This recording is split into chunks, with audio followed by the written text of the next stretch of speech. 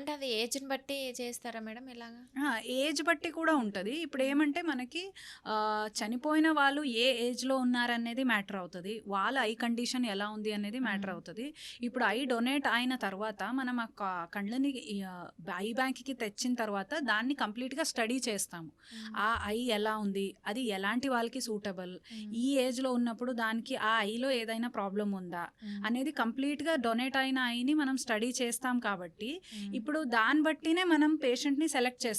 ఇప్పుడు ఓకే. ఏదో ఒక హ్మ్. 60 ఇయర్స్ పేషెంట్ డొనేట్ చేశారు. ఆ హ్మ్. కార్నియాది క్వాలిటీ అంత మంచిగా లేదు అనిపిస్తే, హ్మ్. మనం క్యాండిడేట్ సెలెక్ట్ చేస్తున్నప్పుడు కూడా మనం కొంచెం అదే ఏజ్ గ్రూప్‌లో ఉండే క్యాండిడేట్ హ్మ్. అలాంటిని సెలెక్ట్ చేస్తాం. హ్మ్. ఇప్పుడు చాలా యంగ్ ఏజ్ వాళ్ళు ఉన్నారు. ఒక 20 ఇయర్స్ అబ్బాయికేనే ఐ ప్రాబ్లమ్ ఉంది. హ్మ్. వాళ్ళకి పెట్టాలంటే మనం యూజువల్లీ 60, 65 ఇయర్స్ తర్వాత కొంచెం డ్యామేజ్ ఉండే ఐని ఎప్పుడు పెట్టము. హ్మ్. ఇప్పుడు చాలా వరకు ఇప్పుడు ఏమంటే డ్యూ టు యాక్సిడెంట్స్ గానీ అలా యంగ్ పేషెంట్స్ ఎవరైనా చనిపోయి ఉంటారంటే హ్మ్. వాళ్ళు డొనేట్ చేస్తే వాళ్ళ ఐ క్వాలిటీ బెటర్ ఉంటది. ఎప్పుడు అలా మనం మ్యాచ్ చేస్తాము.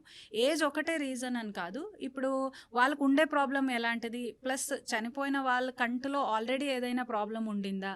సో, డొనేట్ అయిన తర్వాత మనం తెచ్చి ఆ కార్నియాకి కూడా మనం గ్రేడ్స్ అనేది ఇస్తాము. ఇది హ్మ్. మంచి క్వాలిటీ కార్నియా, ఇది కొంచెం హ్మ్. యావరేజ్ క్వాలిటీ కార్నియా, ఈ క్వాలిటీ అంత లేదు అన్నట్టుగా హ్మ్. మనం దానికి ఒక ర్యాంక్ ఇచ్చినట్టుగా ఇస్తాం. హ్మ్. దాన్ని బట్టి ఇప్పుడు మనకి ప్రిఫరెన్స్ వైజ్ ఎవరికి ఈ ఐ పర్ఫెక్ట్‌గా మ్యాచ్ అవుతది అనేది మనకు ఐడియా ఉంటది కాబట్టి హ్మ్. అలాంటి వాళ్ళనే పిలిచేసి మనం సర్జరీని చేస్తాం.